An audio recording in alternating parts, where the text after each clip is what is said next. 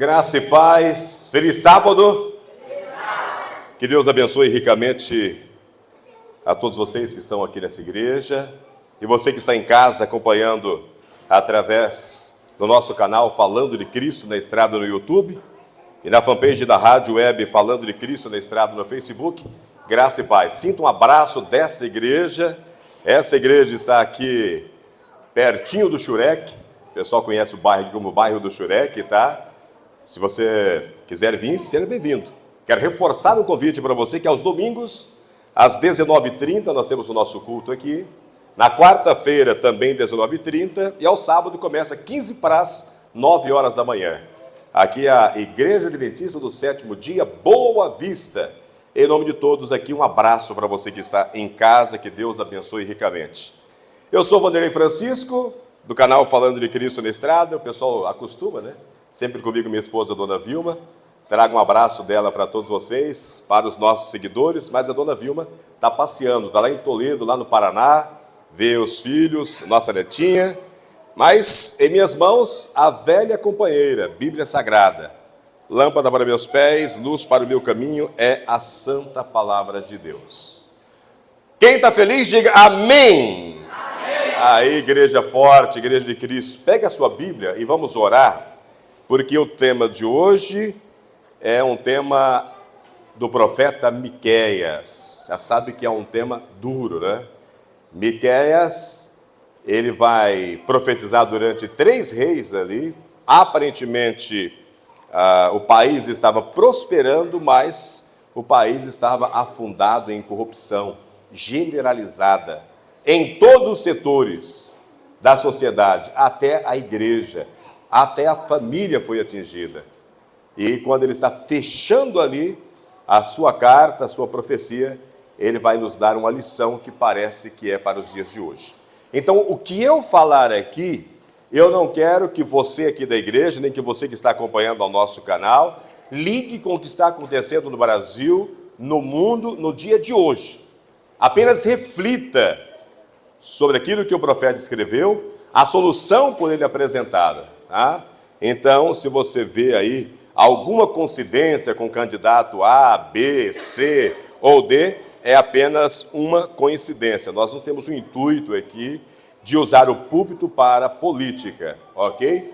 Mas, se de repente você sentir aí que pode ter dado puxão de orelha de maneira geral na política, também nos líderes da igreja local, que ore por eles, que ore por esses líderes, ore também pela sua família. Com a Bíblia aberta em Miqueias, vamos orar, vamos falar com Deus. Querido Deus, amado Pai, em sua presença, Senhor, mais uma vez, primeiramente nós pedimos perdão pelos pecados, perdão pelas nossas falhas. Queremos lhe agradecer por esse momento em que o Senhor nos permite estudar da sua santa palavra. Então pedimos que o seu Santo Espírito conduza agora esta mensagem e que abra o nosso coração, a nossa mente ao entendimento e que nos ajude a pôr em prática, porque o Senhor é a nossa única esperança. Em nome de Jesus nós oramos. Amém. Amém. Então você que está em casa sabe que nós estamos buscando aí 1000 inscritos. Quero convidar o pessoal da igreja também a me ajudar, tá? A pregar a palavra de Deus, se inscrevendo no canal Falando de Cristo na Estrada. Estão com a Bíblia aberta em Miqueias? Miqueias capítulo 7. Eu estou curando de uma gripe, irmãos, e eu estou até meio surdo, tá? A gripe atingiu um ouvido aqui. Então, se eu estiver falando alto, o pessoal do som pode corrigir aí, tá bom? Miqueias capítulo 7, do verso 1 ao verso 7. Tá? Amém? Miqueias capítulo 1, do verso 1 ao verso 7. Quero lembrar que capítulo 7, isso, do verso 1 ao verso 7. Esta é uma mensagem que foi pregada há muitos anos atrás pelo pastor Assir Júnior, da Igreja Batista. Tá? E eu adaptei para uma mensagem falada e eu quero dividir com vocês. Miqueias capítulo 7, de 1 a 7, diz assim: Ai de mim, porque estou feito como as colheitas de frutas do verão, como os rabiscos da vindima. Não há cacho de uvas para comer, nem figo temporões que minha alma deseja. Já pereceu da terra o homem piedoso, e não há entre os homens um que seja justo. Todos armam ciladas para sangue, cada um caça a seu irmão com rede. As suas mãos fazem diligentemente o mal. Assim demanda o príncipe, e o juiz julga pela recompensa. E o grande fala da corrupção da sua alma. E assim todos eles tecem o mal. O melhor deles é como o espinho. O mais reto é pior do que a sebe de espinhos. Veio o dia dos teus vigias. Veio o dia da tua punição. Agora será a tua confusão. Não creiais no amigo, nem confieis no vosso guia. Daquela que repousa no teu seio, guarda as portas da tua boca. Porque o filho despreza o pai, a filha se levanta contra a mãe, a nora contra a sogra. Os inimigos do homem são os da própria casa. Agora, leiam comigo isso aqui. Eu, porém, olharei para o Senhor, esperarei no Deus da minha salvação, o meu Deus me ouvirá. Amém? Eu quero que vocês repitam esse último trecho. Eu, porém, olharei para o Senhor, esperarei no Deus da minha salvação, o meu Deus me ouvirá. Amém! Glória a Deus! Você que está em casa também, pode dar glória a Deus, aleluia, porque é isso. É o nosso Deus da salvação, Ele nos ouvirá. Irmãos, o profeta Miqueias, ele está fechando ali as cortinas de sua profecia. Ele descortina o coração, abre o cofre da alma e demonstra a sua angústia ao ver a corrupção generalizada da sua nação. Miqueias olha para a condição moral e espiritual do seu povo, e Miqueias, ele solta um profundo gemido. Ele escancara a sua alma e manifesta-se num grito de desespero. Ele não olha com indiferença a situação desolada da sua nação. Ele identifica com o seu povo e geme. Ao dar o diagnóstico da aguda e crônica enfermidade de Judá, Miqueias identifica alguns graves problemas. Que problemas são esses? Muito bem. É justamente sobre esses problemas de Judá, no tempo de Miqueias, que nós vamos falar hoje. Repito, nós vamos falar sobre Judá no tempo de Miqueias. Primeiro, qual é o primeiro problema? Apostasia generalizada, irmãos. A generalizada corrupção atingiu os reis, atingiu os juízes, atingiu os sacerdotes, os profetas, os ricos e todo o restante do povo. O cenário era sombrio. Segundo problema, a deslealdade generalizada. Os homens tornaram-se feras selvagens. Eles olhavam para seus irmãos não como alguém a defender, mas como alguém a explorar, como alguém a devorar. Terceiro problema, a corrupção generalizada da liderança. A liderança de Judá tinha mãos ágeis para o jogo sujo. Os príncipes não governavam mais para o povo, governava contra o povo. Os juízes não eram mais guardiões da lei, mas os transgressores mais abusados da lei. Os ricos estavam blindados pela certeza da impunidade e podiam tapar a boca do juiz a qualquer hora com uma compra vergonhosa de sentenças.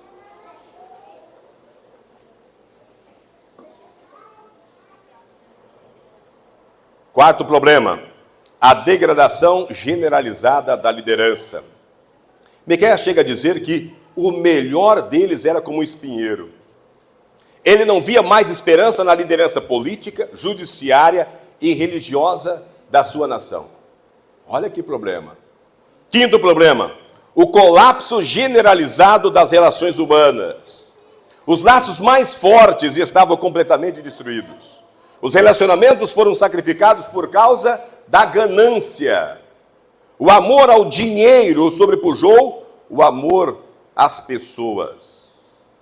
E o sexto problema, o colapso generalizado das relações familiares. A família, a guardiã dos valores morais, o abrigo mais seguro da amizade, do amor e da lealdade, também sucumbiu aos efeitos arrasadores desse terremoto moral que abalou a nação de Judá. O último refúgio da esperança, família, estava reduzida a pó. Agora, parece que o livro de Miqueias conhecia a realidade que nós estamos vivendo no tempo que se chama hoje. Parece que nós estamos lendo algum colunista de algum jornal no tempo que se chama hoje. Da mesma forma, nossa sociedade vive os mesmos problemas identificados pelo profeta lá no seu tempo. Há uma calamidade moral, social, política, espiritual em nossa nação e nas outras nações também. Os tempos são difíceis e nós não podemos negar. O nosso povo está acuado diante da tamanha violência. Irmãos, quanta violência no trânsito, quantos acidentes, quantas mortes, pessoas tirando a vida do outro, quantos suicídios, né? As pessoas se suicidando. Há corrupção em todos os níveis e esferas da nossa sociedade. Do grande ao pequeno, do rico ao pobre, do graduado até o analfabeto. Há um grande problema em nossa sociedade. Apostasia, deslealdade, degradação, colapso e crise são palavras que definem uma nação que vive completamente longe do propósito de Deus. De fato, como são difíceis o tempo que se chama hoje, o tempo que nós estamos vivendo.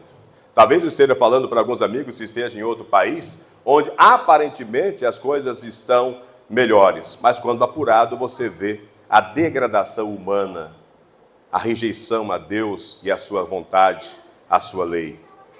Miqueias olhou para a terra e o seu coração cobriu de desespero. Nós também, né? Quando nós olhamos para os telejornais, as informações na internet, o que o vizinho fala, o que aconteceu, nós também entramos em desespero. Porém, irmãos, olha bem para mim agora, você que está em casa.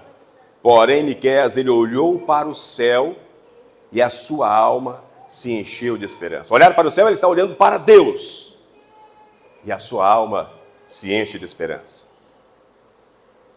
Em tempos difíceis, a fé de Miqueias não permitiu que ele sucumbisse, nem esmorecesse e nem perdesse a esperança.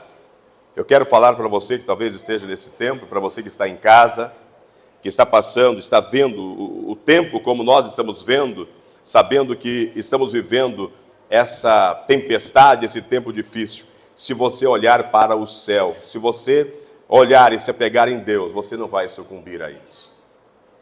Você vai vencer. Você não vai esmorecer. Tem muita gente se entregando. Tem muita gente desesperançada. E você não vai perder a esperança. Sendo assim, eu convido você para a gente ir para a segunda parte dessa mensagem. Qual é o benefício da fé em tempos difíceis? Qual é o benefício da fé nos tempos que nós estamos vivendo? Em tempos difíceis, irmãos, primeiro, a fé nos faz olhar para Deus e não para as circunstâncias. Repito, a fé, ela nos faz olhar para Deus e não para as circunstâncias. Ali no verso 7, primeira parte, ele diz, né? Eu, porém, olhei para o Senhor. No vale mais sombrio das circunstâncias desesperadoras, o profeta olhou para Deus e ele encontrou um porto seguro para a sua alma. Olhar para Deus e não para as circunstâncias encharca a nossa vida de coragem. Se você olhar para as circunstâncias, a sua alma se encherá de medo. Olhe para Deus e a sua alma encharca de vida e coragem. Se você olhar para esses acontecimentos loucos, as circunstâncias que nós estamos vivendo, a sua alma se encherá de medo. A Bíblia diz de Gease olhou apenas para os soldados da Síria. e ficou com muito medo. Davi olhou para o ataque implacável dos amalequitas contra a sua família. Davi ficou angustiado. Pedro olhou para a força do mar, ali o barulho das ondas, começou a afundar. Miqueias, o próprio Miqueias, enquanto estava concentrado nos problemas da sua nação, também ficou desesperado. Todavia, quando Miqueias voltou seu olhar para Deus, o Deus da sua salvação, compreendeu que esse Deus era poderoso para responder ao seu clamor e restaurar a sua sorte, mesmo em tempos difíceis. Amém? Amém. Em tempos difíceis, olhar para Deus e não para as circunstâncias é crer que Ele, esse Deus, Ele se importa conosco. Que esse Deus é o nosso refúgio e fortaleza, o nosso socorro bem presente, aquele que guarda a nossa entrada e também a nossa saída. Queridos irmãos dessa igreja, você que está em casa, em tempos difíceis, olhar para Deus e não para as circunstâncias é confiar que Ele é o nosso protetor, que Ele é o nosso libertador. Ele é aquele que no vale da sombra da morte nos guarda, nos dirige e nos livra de todo o medo. Amém. Mas quem falou foi o Vanderlei. E a Bíblia? A Bíblia lá no Salmo 125, verso 1, diz assim: aqueles que confiam em Deus, o Senhor, são como o monte Sião, que não pode ser abalado, mas continua sempre firme. Aleluia! Amém. Que coisa linda! Em tempos difíceis, irmãos e irmãs, para onde você tem olhado? Quantas pessoas ficam o tempo todo diante de uma televisão, vendo todas as calamidades e estão tomando remédio tarja preta, olhando para todas as circunstâncias e não tem mais esperança, não acredita mais no futuro do dia seguinte. Quantas pessoas que olham para as circunstâncias e têm medo de vir para a igreja à noite. Em tempos difíceis, para quem? Para onde você tem olhado? Para as circunstâncias devastadoras dessa vida? Ou para Deus, aquele que enche a sua vida de coragem e esperança para que você possa seguir em frente? Em tempos difíceis, vamos para o segundo ponto. A fé nos faz esperar em Deus e não em soluções humanas. Na segunda parte do verso 7, ele diz: esperarei no Deus da minha salvação. Esperarei no Deus da minha salvação. Miqueias, diante da completa desolação que sua nação enfrentava, irmãos, ele sabia perfeitamente que a solução não vinha dos homens do seu tempo. Ele não tinha condições de esperar nada das pessoas de sua sociedade. Mas sua fé o levou a esperar em Deus. Ele sabia que do alto é que viria a solução. Amém? Olhe para a realidade dos nossos dias. Pergunto, você ainda confia em alguma solução dos homens? Você em casa confia em alguma solução dos homens? Você acredita que algum político, ainda que seja honesto, conseguirá fazer alguma coisa por esse país, pelo nosso estado, pela nossa cidade, pelo nosso bairro? Talvez possam fazer até algumas melhorias, mas a solução de todo o problema está muito longe, não ao alcance do ser humano. Em tempos difíceis, espere em Deus. Dele vem a solução, dele vem a restauração, dele vem a transformação, dele vem a reconstrução, dele vem a salvação para a nossa nação. O salmista, ele afirma o seguinte, Salmo 62, verso 1 e parte do verso 5. Deus é minha única esperança. Única esperança. Deus é a minha única esperança. Nele eu confio e fico tranquilo, porque dele vem a minha salvação. Descanso somente em Deus. Confio nele e minha alma fica tranquila. Ele é a fonte da minha esperança. Amém, igreja? Ele é a fonte da minha esperança. Então, queridos, em tempos difíceis, espere no Senhor. Coisas lindas e sobrenaturais estão à disposição daqueles que esperam no Senhor em tempo de tribulação. O profeta Isaías apresenta as vantagens de esperar em Deus em tempos difíceis. Isaías 40, 31, né? Mas os que esperam no Eterno renovam as suas forças, abrem as asas e voam alto como a águia, correm e não se cansam, andam e não ficam exaustos. Amém? Em tempos difíceis, você tem buscado onde a solução? Em homens que são falhos e não cumprem as suas promessas? Ou em Deus que renova as suas forças e promete estar com você o tempo todo?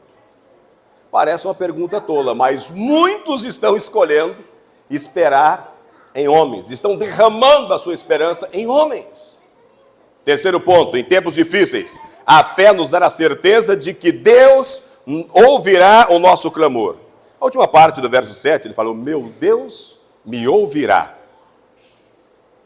No meio de toda a depravação moral e espiritual do povo de Judá, uma nação completamente enferma e corrupta, o profeta Miqueias guarda uma certeza em seu coração: o meu Deus me ouvirá. O meu Deus me ouvirá. Ele tinha absoluta certeza de que Deus ouviria o seu clamor. Talvez, irmãos, a liderança de Judá não ouviria o clamor do profeta, nem tampouco as pessoas ao seu redor, nem mesmo os da própria família. Mas sua fé lhe dava a certeza de que Deus, o Todo-Poderoso, estava com seus ouvidos inclinados para ouvir o seu clamor. Em tempos difíceis, pode ser que os políticos não ouçam seu pedido de socorro, nem quaisquer outras autoridades, nem os seus amigos, nem os seus familiares, talvez nem a sua igreja. Porém, acredite nessa verdade: se você tem fé em Deus, tenha certeza de que os seus ouvidos estarão prontos e atentos ao seu clamor. Estarão prontos e atentos ao seu clamor. Somente a fé, irmãos, é capaz de nos dar a certeza de que Deus ouve nosso clamor em tempos difíceis. Por isso que a fé é importante. Repito, somente a fé é capaz de nos dar a certeza de que Deus ouve o nosso clamor em tempos difíceis. A Bíblia, ela está repleta de textos que comprovam que Deus está pronto para ouvir o clamor de seus filhos. Principalmente os Salmos, né? Basta clamar e Ele ouvirá. Pega aí a Bíblia em Salmos, vamos ler alguns.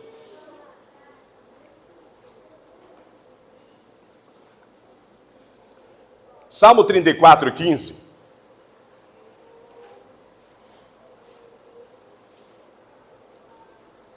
Salmo 34, 15, amém? O Eterno está sempre de olho em seus amigos, seus ouvidos estão atentos a cada gemido e suspiro, amém? Vamos ver se vocês são bons de Salmo, Salmo 18, verso 6. No meio da minha aflição, clamei pela ajuda do Senhor, gritando pedi socorro ao meu Deus. Lá do seu templo ele ouviu a minha voz, ele escutou o meu pedido de socorro. Aleluia! Glória a Deus, você que está em casa. Salmo 138, verso 3, ele diz: quando clamei, tu me respondeste, deste-me força e coragem. Salmo 40, verso 1, ele diz: esperei ansiosamente pelo Senhor, e ele inclinou para mim e ouviu o meu clamor. Amém? Em tempos difíceis, a quem você tem clamado? Aos homens que, na maioria das vezes, desprezam seu pedido de socorro, ou a Deus, que nunca ignora o clamor daquele que nele crê? Queridos irmãos dessa igreja, eu estava com muita vontade de pregar esse sermão antes das eleições do dia 2 passado. A gente estava percebendo muita, mas muita confusão, muita briga até entre as famílias. Está indo para o segundo turno e eu vejo que essa confusão diminuiu um pouco, mas ainda muita confusão. As pessoas estão brigando e depositando confiança total em homens. Em homens. E eu queria pregar muito isso daqui para que nós, como cristãos, você que está em casa como cristão, pudesse voltar-se para Deus. Pela fé. Eu quero concluir esse sermão dizendo que os tempos estão difíceis. A tendência é que os tempos se tornem ainda mais difíceis. Minha mãe, eu sei que a senhora vai assistir esse vídeo, e eu disse para minha mãe há um tempo atrás, falando sobre as dificuldades, as calamidades, na época da pandemia. E eu disse para minha mãe, vai piorar. Ela falou, vire a sua boca para lá, menino. E às vezes quando um cristão, ele diz para uma outra pessoa, olha, está tudo ruim, mas vai piorar. Ah, você não acredita em Deus? Você não acredita em Deus? Eu estou dizendo isso, essa afirmação, não é uma palavra de desânimo para você. Muito pelo contrário, irmãos. É uma palavra para despertá-lo, para que você seja capaz de compreender que a única solução para a vida, no meio dessa turbulência toda que estamos vivendo, é Jesus. Amém. É Jesus. Você precisa crer que Jesus é o único que pode salvá-lo dos seus pecados e desse mundo caído, perverso, decadente. Jesus. O próprio Jesus deixou uma mensagem de esperança para os seus discípulos, visto que ele sabia que os discípulos iriam passar por problemas, depois da sua partida. João 16:33, ele diz, estou dizendo essas coisas para que, crendo em mim, vocês estejam inabaláveis e seguros e desfrutem a paz. Neste mundo mal, vocês sempre terão dificuldades, mas fiquem firmes. Eu venci o mundo. Eu venci o mundo. O profeta Miqueias tinha fé em Deus, pois ele sabia que era o seu pastor, o libertador, o seu restaurador e o seu salvador. O que você precisa fazer é aplicar a fé, a palavra ministrada no seu coração hoje. Você precisa crer que Jesus é o seu pastor. Você precisa crer que Jesus é o seu libertador. Precisa crer urgentemente que Jesus é o seu restaurador e que é o seu salvador. Não há outro, não há outra forma, não há nenhum ser humano. Não há nenhum presidente, senador, deputado, estadual, federal, prefeito, vereador. Não. Jesus é o pastor, o libertador, o restaurador e o seu salvador pessoal. Em tempos difíceis, primeiro, a sua fé o fará olhar para Deus e não para as circunstâncias. E aí você pode colocar você no termômetro, Nós estamos em tempos difíceis? Sim. Você está olhando mais para as circunstâncias ou para Deus? A sua fé tem guiado o seu olhar para as circunstâncias ou para Deus? Segundo ponto, a sua fé o fará esperar em Deus e não em soluções humanas. Em tempos difíceis, a sua fé o fará esperar em Deus e não em soluções humanas. Terceiro ponto que nós vimos aqui é que a sua fé o dará a certeza de que Deus ouvirá o seu clamor. Isso nós aprendemos hoje aqui. Queridos, eu encerro dizendo que faça de Jesus o seu lugar de descanso hoje mesmo. Você não precisa temer os tempos difíceis, não precisa temer as lutas, não precisa temer os problemas, não precisa temer o sofrimento, não precisa temer as tempestades dessa vida. Por quê? Porque Jesus está vivo. Porque Jesus está vivo. E Jesus é a solução para todos os problemas em tempos difíceis. Amém? Amém. Amanhã eu estarei pregando lá no Bom Jardim, estarei gravando também, e eu vou postar para vocês que estão em casa ainda nessa semana. E o sermão também vai ser sobre fé. Tá? O sermão vai ser também sobre fé. Só que eu termino esse outro sermão que eu vou pregar amanhã, com 2 versos. Romanos capítulo 10. Eu quero que a igreja pegue também aqui.